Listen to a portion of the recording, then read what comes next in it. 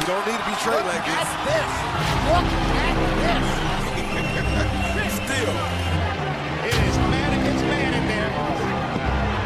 That's it for the round. And the crowd on his feet.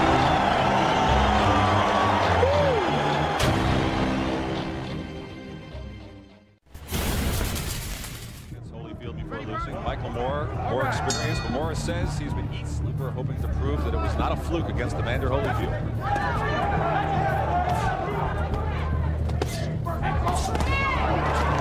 Moore landing with the left hand.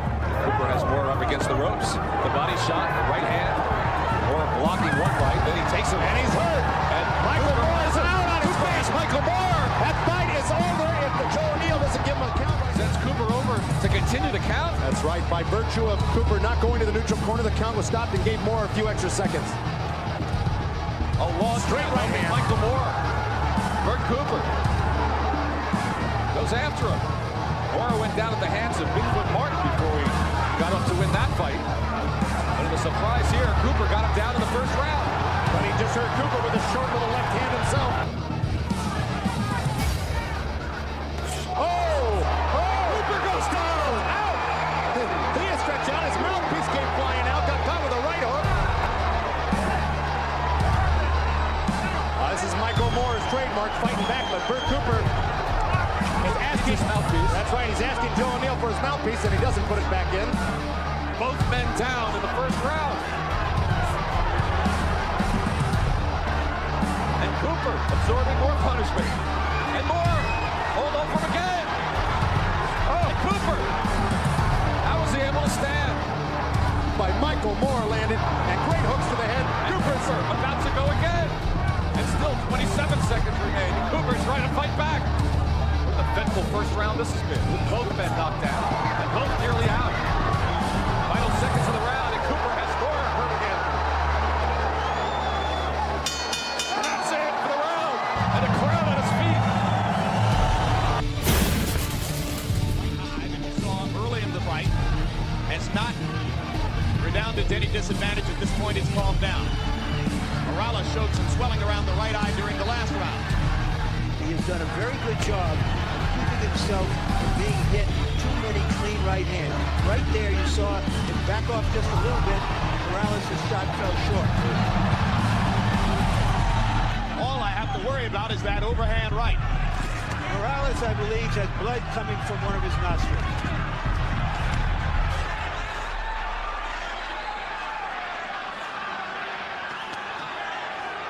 Morales has been known to start slowly and then build tempo as the fight progresses. But can he do it against the body attack of Barrera?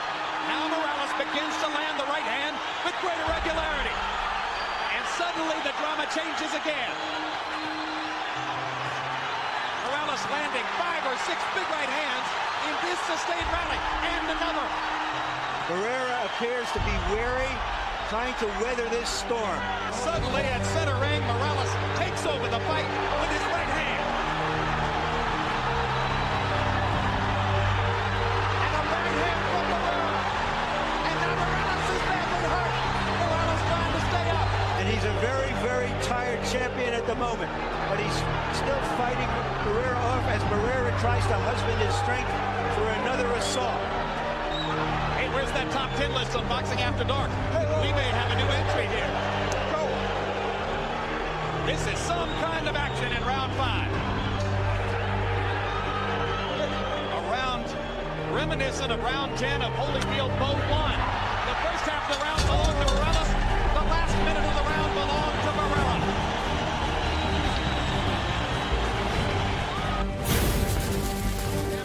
He had a very busy round in round 4, throwing 107 punches, landing 48 of them. And disappeared from where they were sitting in the arena. Maybe it was a little chilly. He's throwing some hard shots. Is wearing Provodnikov now. Sure is.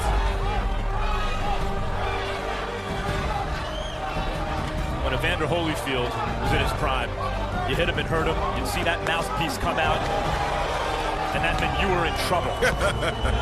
and Tim Bradley is the same kind of guy. Now Timothy Bradley is boxing very smartly. Here comes Provodnikov again. Oh. Another right hand. And You don't need to be trained like this. Look at this.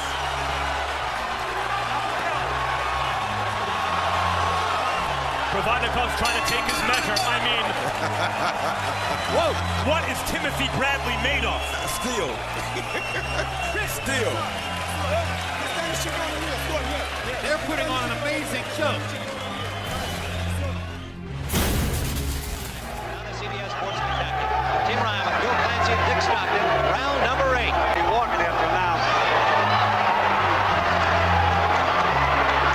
This may be that second wind we were talking about. We'll see.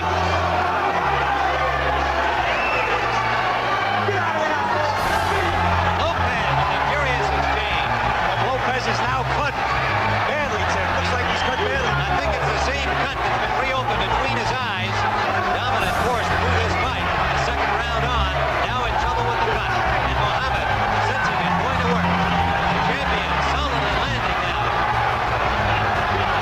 Lopez is picking a lot of them off, though, Tim. Lopez with a good left hook and another.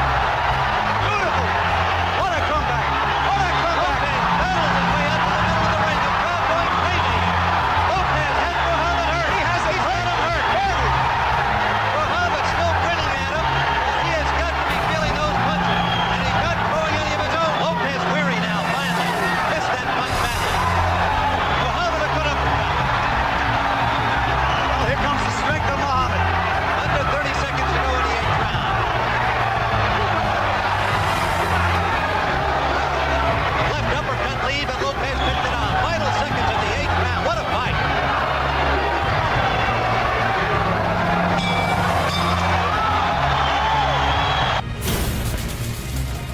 Mickey Ward, he's all set. He wants to go. Why is that not a surprise? Despite Arturo Gatti's skillful efforts to make it a boxing match in the early rounds.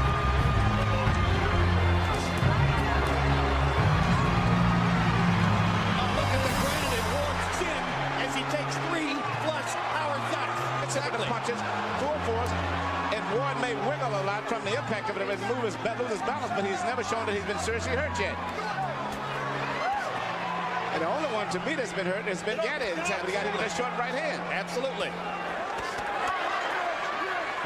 About a minute and a half to go in the round now. Blood begins to flow from above Ward's right eye again. But look at the distance between the two fighters. This is becoming Mickey Ward's fight. They're fighting in a phone booth, and that's the way he wants it. Basilio, one of the fighters I mentioned at the beginning of the night. Yes. You know, you can take those white trunks off and put one pair of white and one pair of black in, and we can go all the way back to the 50s. It is man against man in there. This bout is scheduled for 10. Well, I'll tell you what, the fans are going to get 12 rounds of action out of 10 rounds tonight. Now they're going to get 15 rounds. Look at that! Look at that combination! And he's right eye is bleeding. The blood begins. And he's throwing up every punch. A tremendous rally by Mickey Ward. And the timekeeper can't seem to get it straight when to ring the bell. I see what Rick Cappuccino was saying now. Yep.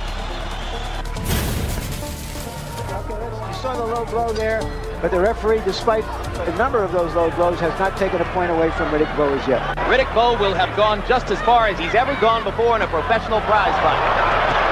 We can't understand someone being so dirty. So you see Holyfield going down in this round, and Bowe stuns him with an uppercut, and just like that, the champion struggles to stay on his feet.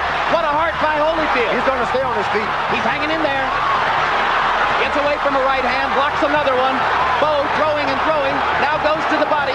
Holyfield somehow standing up, but staying too close to Bowe. Joe Cortez watching. Champion gets the benefit of the doubt. Don't rest. Rest with your jab. Bowe should be taking that kind of advice. Look at Holyfield. What a warrior. Reversing the tide of the battle. The champion now has Bowe wobbling. And he lands a right hand.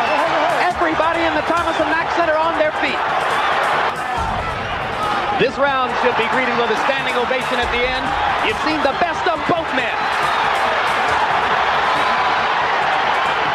A right hand by Holyfield. And another.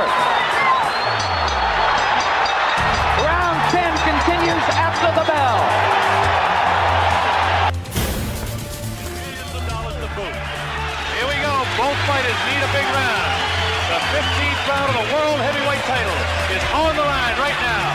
Very important for both men to win this 15. This is when you find out who has the heart and who is the champion right now. They're both fighting for their lives. Good shots by Holmes, Ford. He's just waiting for about halfway through the round, and then he's going to explode. Let Norton punch himself out in the early going. And that's what Kenny is scoring a bit, though.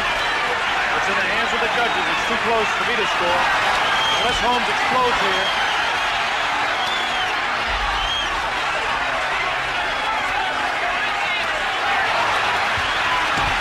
Kenny Norton taking it to Larry. Larry is fighting back really now. This is what he has to do. See if he's got enough left to take the champ out. Scores with the right hand. The champ comes back. Comes back and scores a real good shot to the head of Holmes. Another good shot. Takes the mouthpiece out of the mouth of Larry Holmes. Kenny Norton doing what he has to do to win. Scoring again. It's a big round for Kenny Norton, I'm afraid. In the waning moments now of the round, Larry is fighting desperately to stay in there, fighting with everything he has. Scores good with a shot to the head of Kenny Norton. Again to the head of Norton. This has been a great boxing show. Both fighters courageous as Holmes comes back, scores a kick. He's getting out of trouble. Yes. He's got to follow up. Uppercut scores. Running out of time, and that's it. It's all over. Well, Holmes put on a last-second flurry. It's going to be very, very close. Too close for me to call. Round 10 scheduled for 12.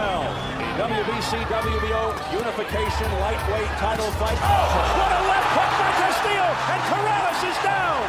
Come in. You all right? You want to continue? Okay, here we go.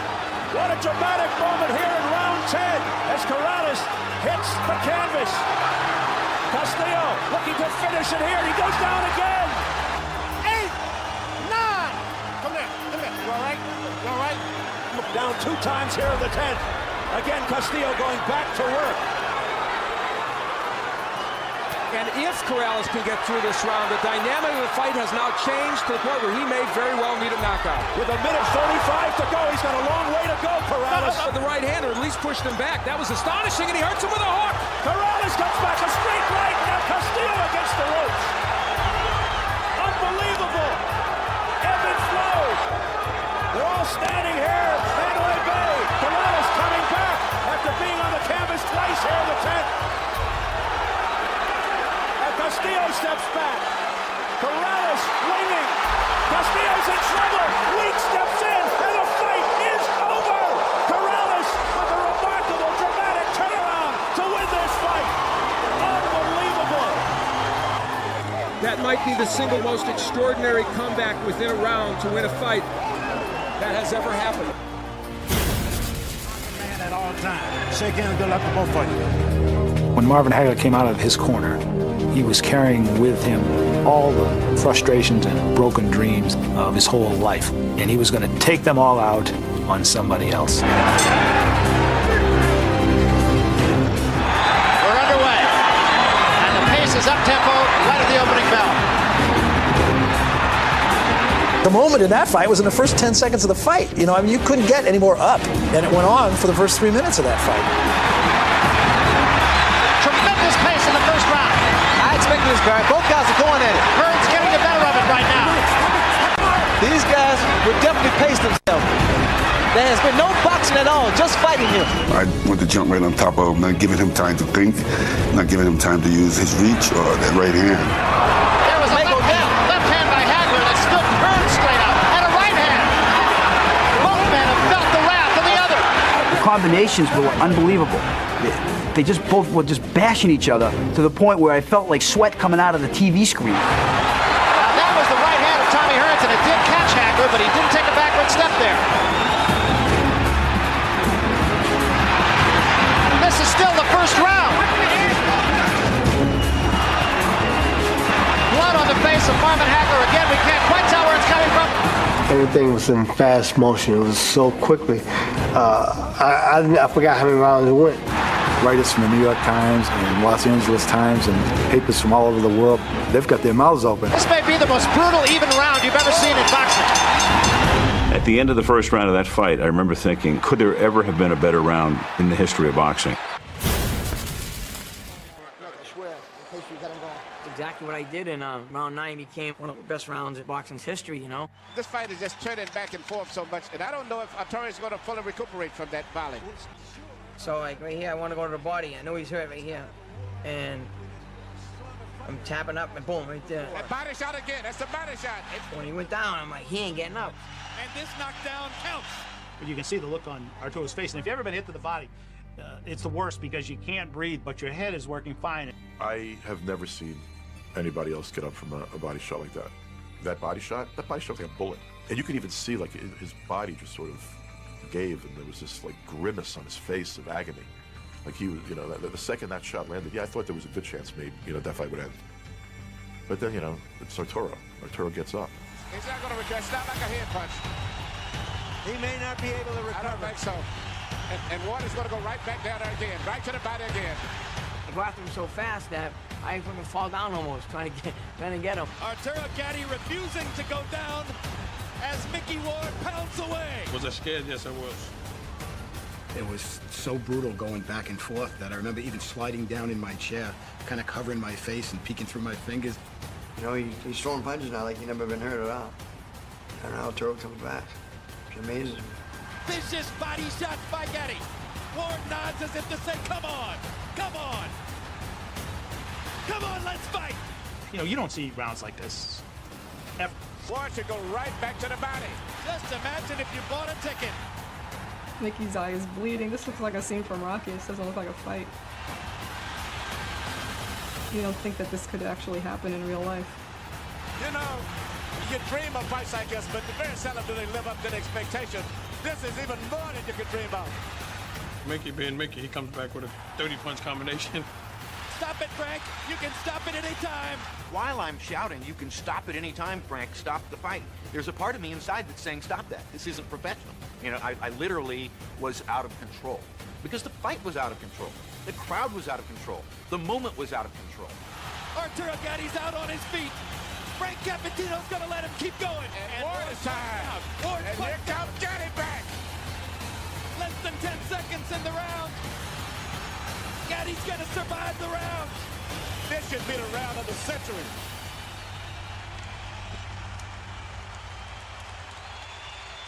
You know, every once in a while, somewhere in my life, someone will ask me, what's the greatest fight you've ever called? Or what's the greatest round you've ever called? Or what's the greatest thing you've ever seen in boxing? And the answer is Gatti Ward won, round 9.